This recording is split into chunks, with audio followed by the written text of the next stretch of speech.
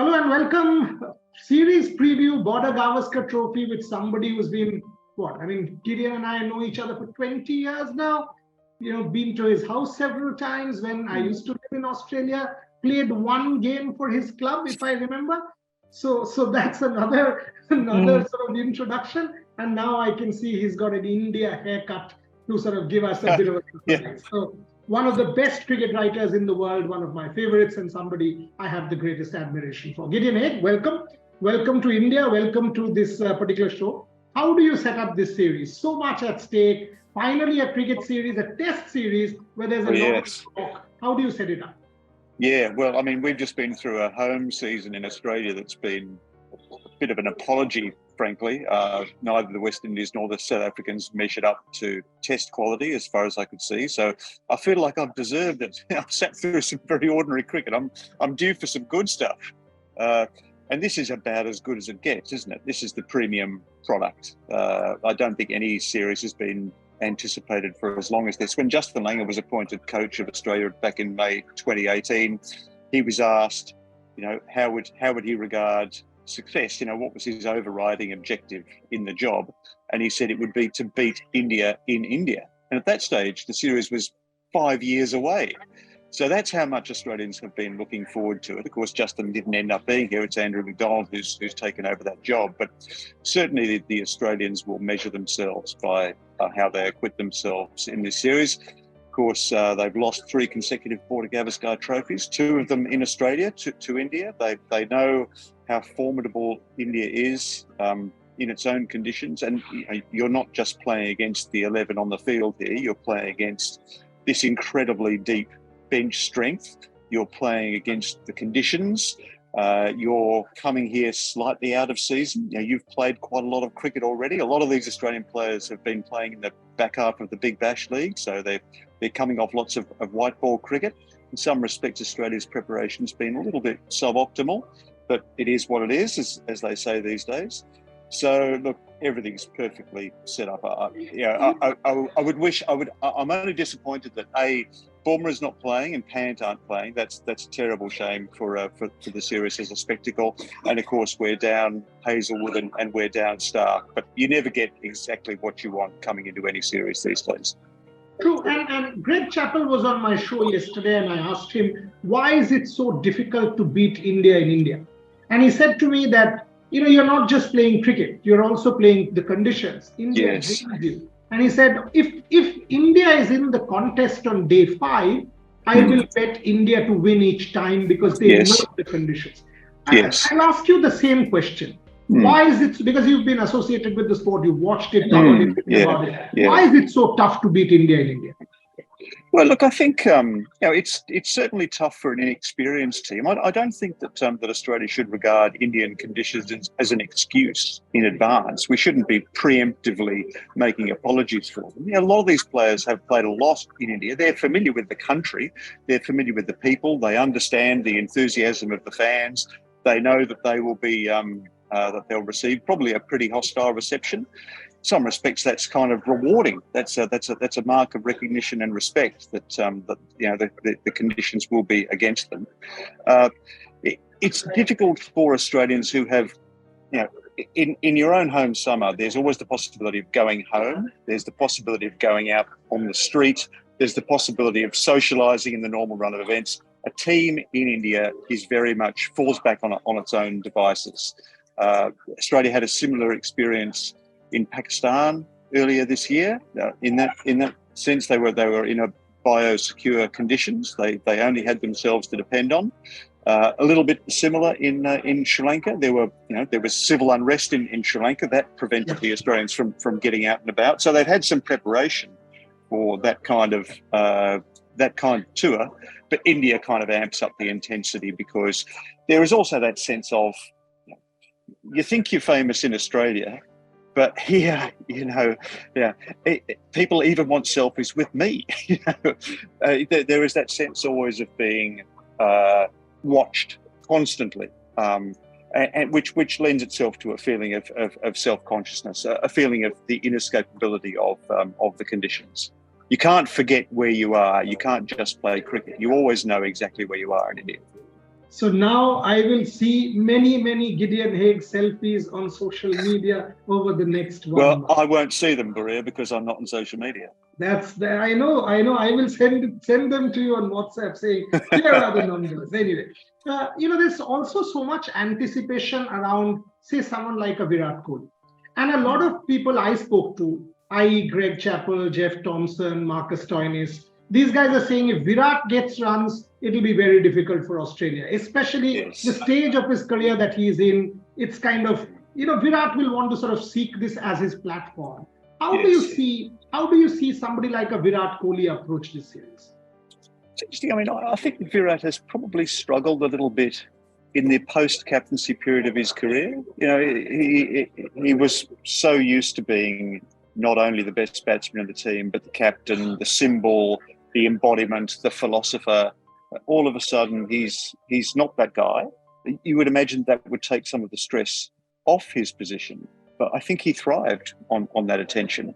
I think he loved it. I think he grew into that role. Really? And in some respects, his confidence became or insinuated itself into the team, didn't it? Under Kohli, India became the team that could win anywhere, that was fearful of no conditions. Bring on your own umpires, bring on the DRS. We'll beat you anywhere, anytime, against anyone. Perhaps arguably the first captain exactly like that in Indian history. Now I think now that he's left merely to concentrate on his own game, his own devices, I think it's slightly less satisfactory. So in this series, certainly he'll be looking for the kind of defining individual accomplishments that would put a capstone on his career. I think in India against Australia, he only averages 33. He only made 100, didn't he, in his first Test match in Chennai. Last couple of years, I think since the start of 2021, he averages 26. He's in a period where having his role very much established and of his own creation, he's had to go out and look for it. So in some respects, that could be quite salutary for him. But he's yet to reorient himself completely in this post-captaincy period of his career.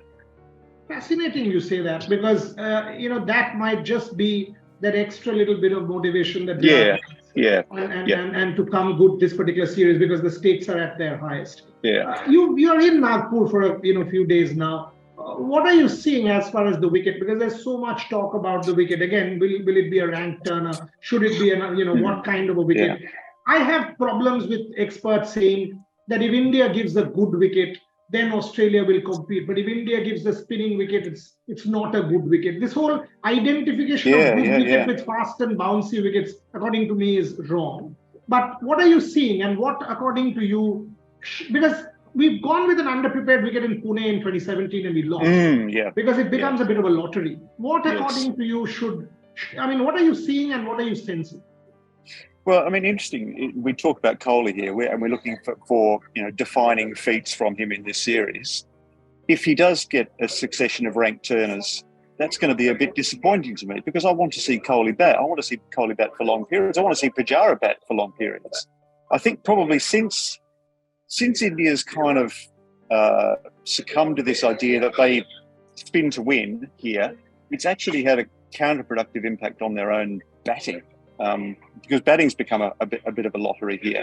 It might, in the end, provide you with a formidable home record, but I don't think it can give you complete satisfaction. I'd like to see flat wickets. I mean, I can remember the flat wickets that we had here in 2013, and some of the Indian batting was absolutely outstanding.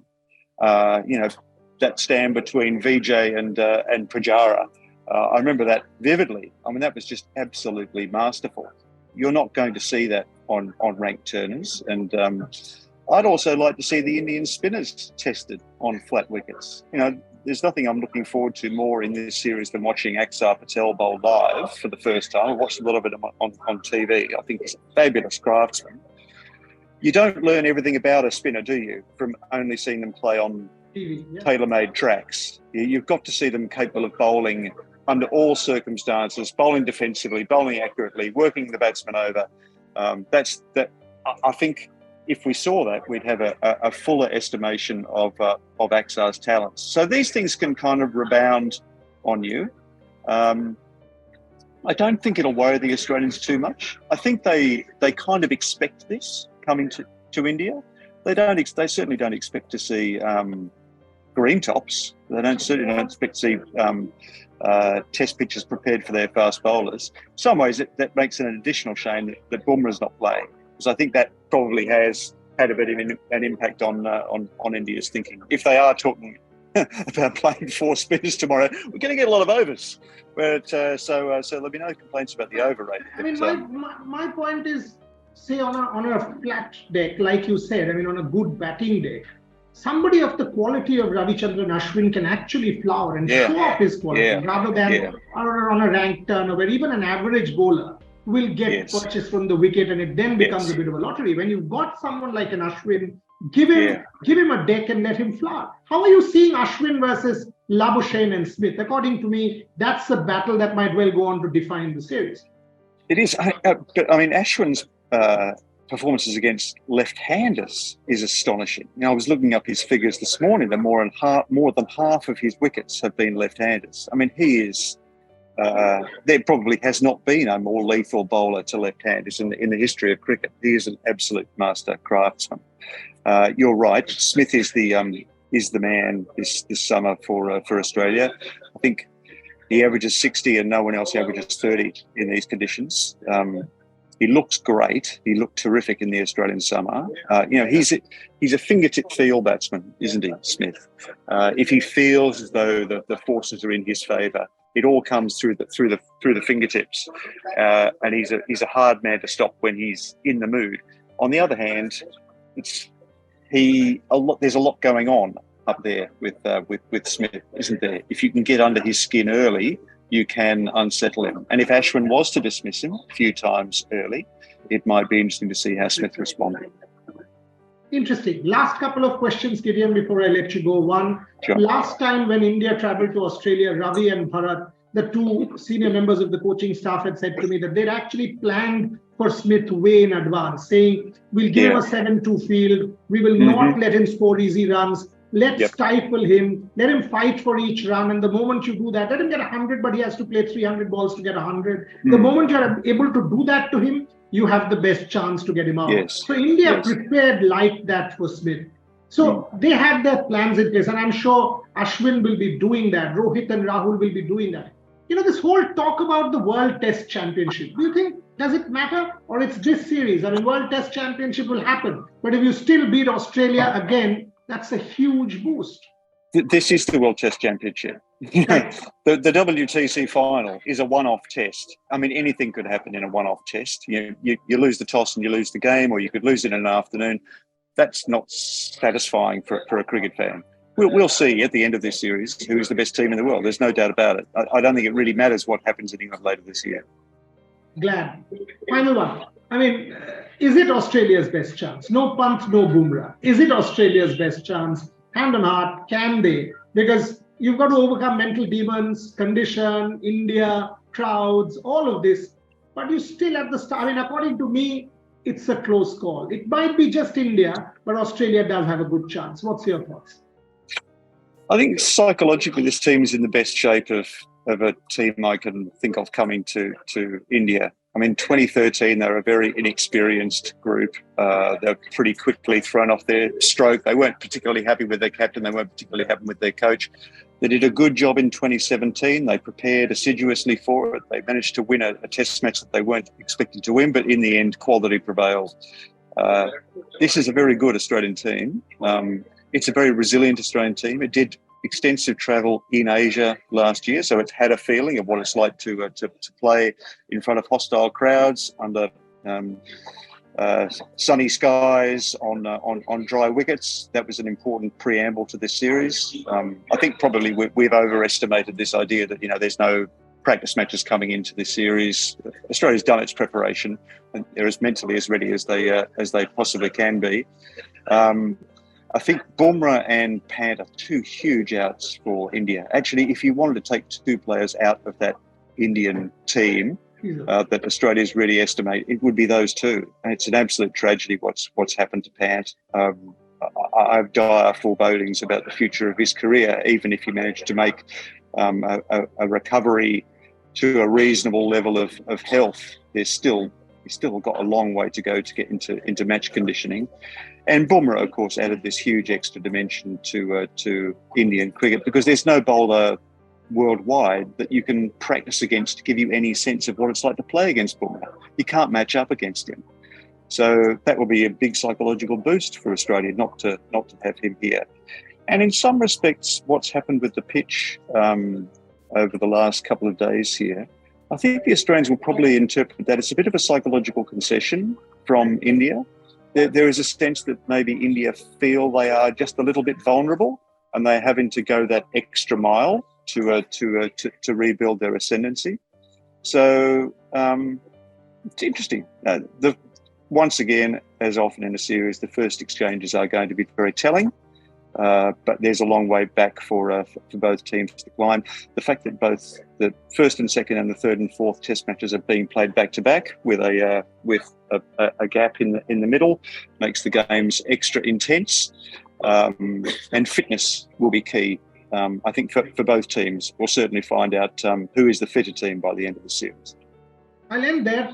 4 Test matches in a month. So you're talking about 20 days of Test match cricket in 1 month. Well, who knows whether it's going to be 20 days. They're 20 scheduled days, but they might not number go of days, but theoretically 20. Now imagine the kind of test that will mean for both teams. I mean, fascinating. Can't wait for the balls to be bowled and the runs to be scored. I'm sure I will be again requesting Gideon for his time going into the series, but it's been a pleasure as always. Thank you very, very much, Gideon. Look forward to reading you, and of course at some point in time during this tour, catching up physically. Thank you very much. Okay. Thanks, Boria. See ya. Thanks. Bye.